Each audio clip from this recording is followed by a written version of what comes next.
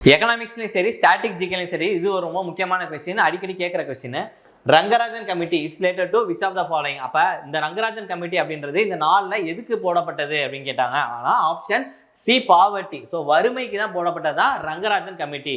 So அப்போ அது மட்டும் இல்லாமல் மீதி 3 இருக்குல்ல, அதுக்கும் நிறைய கமிட்டி போட்டிருப்பாங்க, அதையும் பார்த்துடலாம்.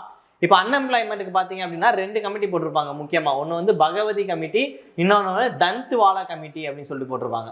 இது எல்லாமே இது 2 கமிட்டி எதுக்கு ரிலேட்டட் பார்த்தீங்கன்னா அன்எம்ப்ளாய்மெண்ட் வேலை இல்லாததுக்கு போட்டது தான் பகவதி கமிட்டியும் தந்த்வாலா கமிட்டி அப்படின்றதும். சரி, பேங்கிங் ரிலேட்டடாக போட்ட கமிட்டி பார்த்தீங்கன்னா நரசிம்மன் கமிட்டி, ரொம்ப முக்கியமான கமிட்டி. நரசிம்மன் கமிட்டி பேங்கிங் ரிலேட்டடாக போட்டது. இதே பேங்கிங்கில் ஆர்பிஐ இருக்குல்ல, ரிசர்வ் பேங்க் ஆஃப் இந்தியா, இந்த ஆர்பிஐ கொண்டு வரதுக்காக போட்ட committee Hilton young committee.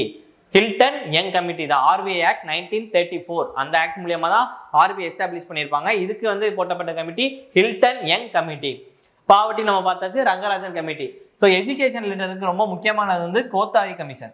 So Kothari committee அது கோத்தாரி கமிஷன் அப்படின்னு சொல்லுவாங்க. இதில் தான் வந்து இந்த 10+2+3ன்ற எஜுகேஷன் சிஸ்டமாக கொண்டு வந்திருப்பாங்க. அப்போ எஜுகேஷன் ரிலேட்டடாக அப்படின்னு பார்த்தீங்கன்னா கோத்தாரி கல்விக்குழு, கோத்தாரி கமிஷன் அப்படின்னு வந்திருக்கும். இந்த 4மே வந்து ரொம்ப முக்கியமானது. இதை வந்து உங்களுக்கு மேட்ச்சில் கேட்பாங்க, இல்லாட்டி கொடுத்து இன்கரெக்ட் எது கரெக்ட் எது அப்படின்னு கேட்பாங்க. அதனால கமிட்டிஸ் பார்க்குறப்ப இந்த 4மே பார்த்து வச்சுக்கிறது ரொம்ப முக்கியமானது.